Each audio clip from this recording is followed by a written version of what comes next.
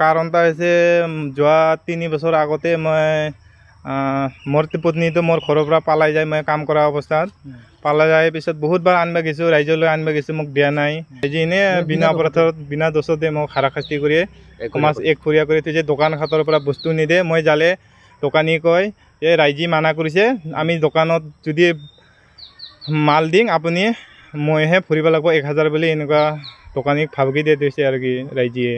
আৰু আমাৰ ঘৰত যালে ৰাইজে মানে যে আমাৰ ঘৰত যালে 5000 টকা জৰিমনা ভৰিব বুলি আইনত লিখাই থৈছে আৰু কি প্ৰচিডিঙত।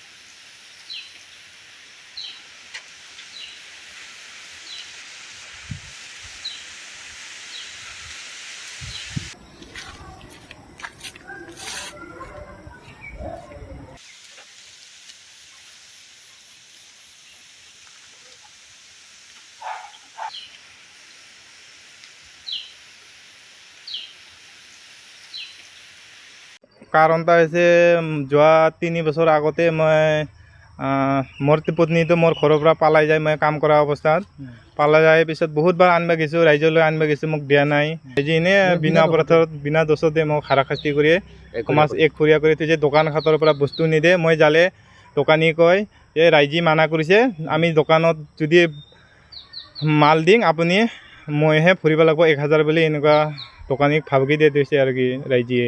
আৰু আমাৰ ঘৰত যালে ৰাইজে মানে যে আমাৰ ঘৰত যালে 5000 টকা জৰিমনা ভৰিব বুলি আইনত লিখাই থৈছে আৰু কি প্ৰচিডিঙত।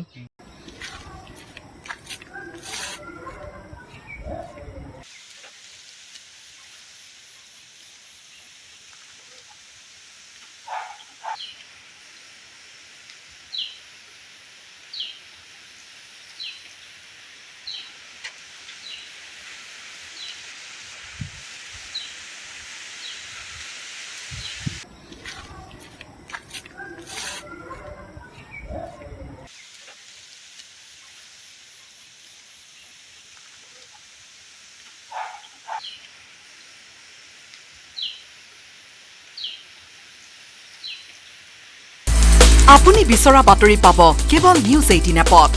নিউজ 18 এপ ডাউনলোড কৰিবলৈ স্কেন কৰক এই QR কোড। গুগল প্লে ষ্টৰতো পাব এই নিউজ 18 এপ।